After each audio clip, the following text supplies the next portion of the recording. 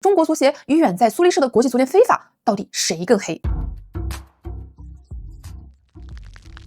？2026年世界杯，美国队头号射手巴洛贡在32强赛里吃到红牌，按规则应该自动禁赛一场。然而，特朗普给国际足球联合会非法主席因凡蒂诺打了个电话，非法随即宣布红牌缓期1年执行。巴洛贡照常登上16强赛，虽然最后是正义必胜的大喜剧，美国队惨败，但这一决定引发了巨大争议。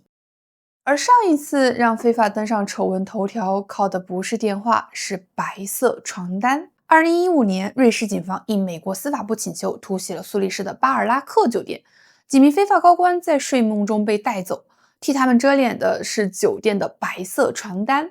当天，美国司法部公布了一份长达164页的起诉书，控告14人涉嫌诈骗、洗钱等47项重罪。足球、牢狱，这熟悉的配方不禁让人想到中国足协。被钉在中国体育耻辱柱上的中国足协与远在苏黎世的国际足联非法，到底谁更黑？这一期我们把非法和中国足球协会的账本翻开，好好比一比这两只钱权巨兽。第一回合我们来比钱，非法是一头深海巨鲸，这头巨鲸大到什么程度？目前它账上的金融资产超过50亿美元，坐在鲸头上的主席因凡蒂诺的年薪就大约有600万美元。非法作为一头虚鲸，有暴食季也有禁食季，它按4年一个周期禁食，从2023年到2025年连亏3年，亏掉12.5亿美元。但所有人都知道第4年它会张嘴。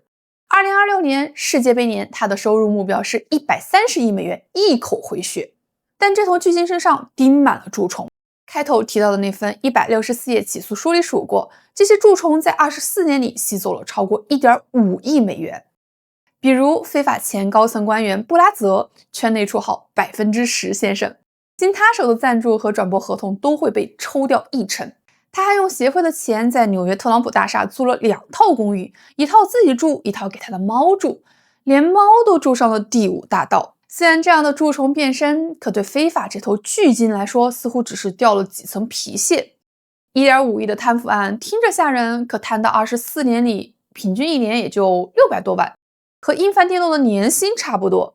这样的伤口转眼就被海水冲平。而中国足协呢，是池塘里的鱼，金鱼有大片大海喂养，而池塘却在不断缩水。中国足协的收入不足非法的1/20。2018年，中国足协收入8.4亿元人民币，到2022年只剩5.8亿，连亏4年，还欠着12亿的债。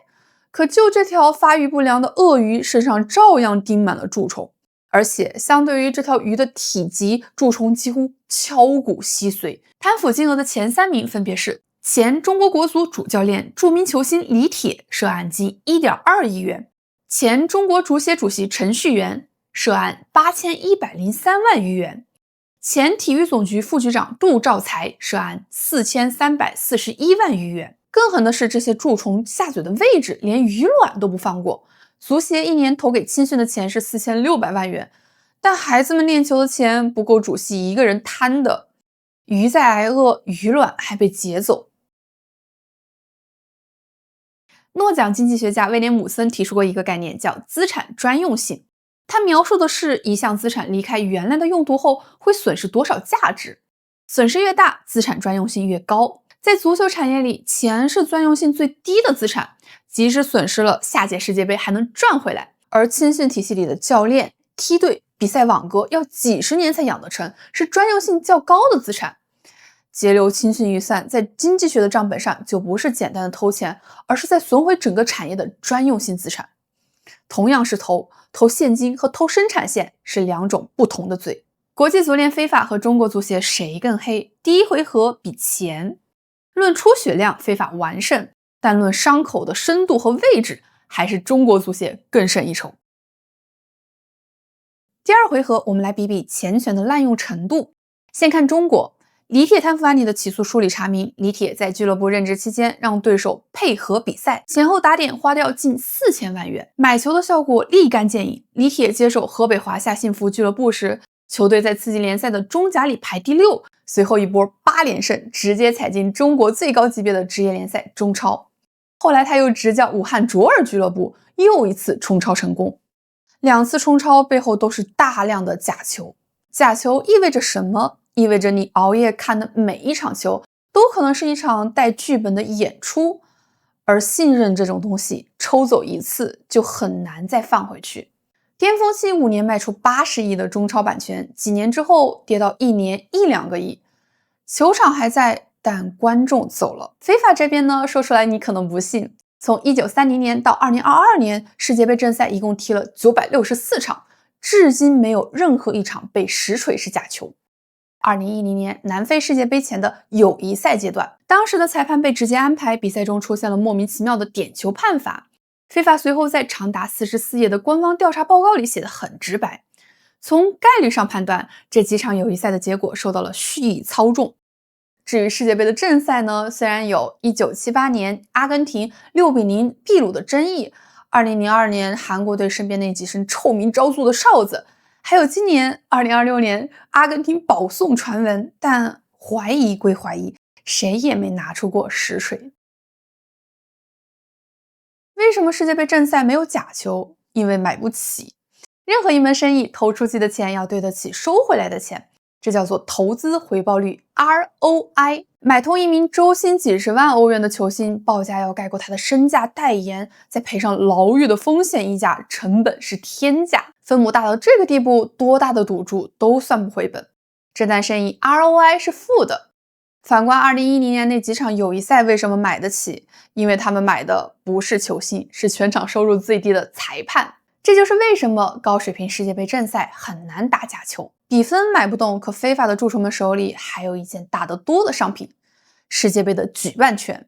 2010年12月2日，非法1天之内宣布了2届世界杯举办地，2018年归俄罗斯，2022年归卡塔尔。这是由非法的22名执行委员会委员决定的。而接下来的故事却是，这22人里面超过一半人先后被调查、被起诉、被禁足。2020年，美国司法部提出指控，这些人为了俄罗斯和卡塔尔的选票，收受了上百万美元的贿赂。也许非法没有操纵任何一场比赛的比分，但他们操纵的是整届世界杯落在哪个国家、哪个季节。讽刺的是，美国在非法黑幕中扮演的角色。2022年那次申办，美国自己就是竞争者，最后输给了卡塔尔。世界杯花落别家，美国司法部则拍案而起，跨国追捕，死磕到底。可轮到2026年自家头号射手的一张红牌，同一个美国收起了法袍，拿起了电话。所以国际足联非法和中国足协谁更黑？第二回合比钱权的滥用。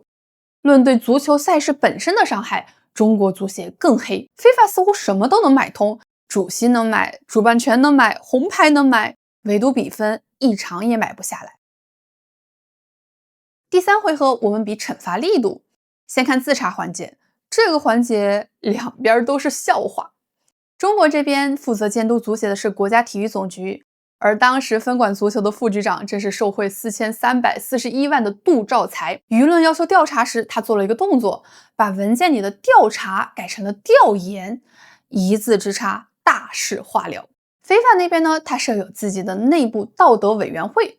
2014年，道德委员会首席调查官加西亚查完世界杯申报权的种种传闻，交上去了一份430页的报告，但非法公布的是一份42页的摘要。加西亚公开表示，摘要歪曲了他的调查，辞职走人。430页原件被锁进抽屉。当时的非法主席布拉特就在道德委员会的眼皮底下安稳干满了17年。一套规则能不能落地，不看它写的有多漂亮，得看执行的人有没有动力去执行。经济学叫做激励相容，让体育总局去查中国足协，让非法内部道德委员会去查非法，激励不相容，查到最后一边变成了调研，一边变成了摘要。所以真正的惩罚往往来自于外部。中国的外部力量来得很快，纪委进场，公安跟上，央视纪录片全国公映。几十名官员落马，几百人被禁足。刚刚提到的贪腐金额榜的榜3，李铁有期徒刑20年，程序员无期，杜兆才有期徒刑14年。迪铁案从起诉到审判用了不到2年，而非法受到的重锤从远在大洋对面的美国那边砸了进来。美国司法部主导的反腐案，27人认罪，2人被陪审团定罪。纸面战绩辉煌，但往下看就不太对劲儿了。前面提到的豪宅养猫的布拉泽，在被判刑之前就病死。前非法副主席华纳跟美国司法部展开了长达10年的跨国引渡拉锯战，至今没有登上飞往美国接受审判的航班。前非法主席布拉特和前欧足联主席普拉蒂尼2次受审，都因证据不足被判无罪。前非法主席阿维兰热被坐实了收受体育营销公司 ISL 的巨额回扣，但因为种种原因，1天牢没坐，96岁善终。真正把牢底坐穿的是几个南美的封疆大吏，而非法帝国的统治者们一个都没进去。国际足联非法和中国足协谁更黑？这一轮比惩罚力度，非法赢了。中国的惩治又快又重又全。3轮比拼结束，国际足联非法和中国足协谁才是那个更庞大、更彻底的腐败样本？论庞大，还得是非法，跻身了10亿量级的蛀虫；论彻底，那得是中国足协，连比分都是商品。论惩罚，一边是雷霆万钧，一边是无关痛痒。但3个回合比完，我们应该发现两边的人性没有任何区别，寻租的算盘、买官的阶梯、自查的表演一模一样。世界杯最与负3部曲前拳罪到这里结束。我是民琴，下一案再见。